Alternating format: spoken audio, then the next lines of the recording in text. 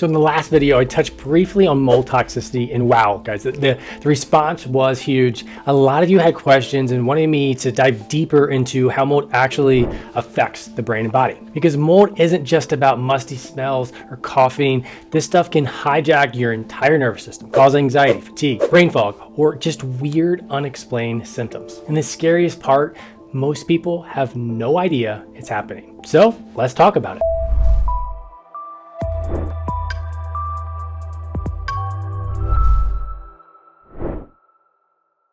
Mold is more than an allergy. Hey guys, Dr. Q here. I'm a functional healthcare doctor who has been in practice for over 10 years and I've personally dealt with mold issues in my own home. When people think of mold, they think of allergies, right? They sneezing, watery eyes, a runny nose. That does happen, but that's just the surface. You see, there are certain types of mold that release mycotoxins, which are toxic compounds that can disrupt your immune system, your nervous system, hormones, and your brain chemistry. These just aren't irritants, they're biotoxins. And once they get in your body, they can trigger chronic inflammation, immune confusion. So think of like getting a sinus or ear infection over and over, and even autoimmunity. And the worst part is that these mycotoxins and mold are fat soluble, which means they love your brain, your nerves, and your fat cells, places your body has a hard time detoxing on its own.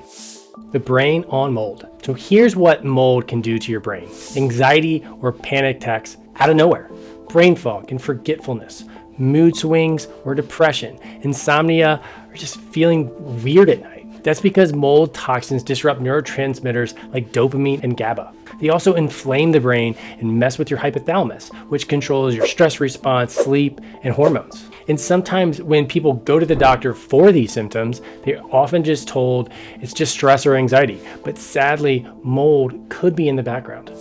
Mold in the body. Beyond the brain, mold can wreak havoc on your entire body. Some of the common signs I've seen are chronic sinus infections, digestive issues or food sensitivities, lightheadedness or just feeling off balance, constant fatigue even after sleeping well, chemical sensitivity or reactions to normal smells. What it can do is it can trigger mast cell activation, which makes you reactive to everything. And the tricky thing is mold illness doesn't always just show up in standard labs, right? That's why it often goes undiagnosed or misdiagnosed as something else. Why most people miss it. The reason most people miss it is because mold hides, right? Behind walls, under carpets, and air ducts. You might not see it, and you might not even smell it. But if you've had water damage in your home or primary work office, even years ago, you could be breathing in toxins daily. Because mold symptoms mimic so many other things, like anxiety, fatigue, fibromyalgia. It's usually the last thing anyone looks for. But in my office, when someone has been to doctor after doctor with no answers, mold is one of the first things I look for. So what to do about it? If any of this sounds like you, don't panic, but don't ignore it either. Start by asking yourself, have you lived or worked in a building that has had water damage? Do your symptoms flare when you're in certain environments? Like if you're hanging out in your basement for a few hours or you visit your parents' house for the day. Do you feel better when you travel or leave your own home? From there, testing options like mycotoxin testing or in-office scans can help identify the burden. And when it comes to recovery, it's not just about killing the mold, it's about removing the source.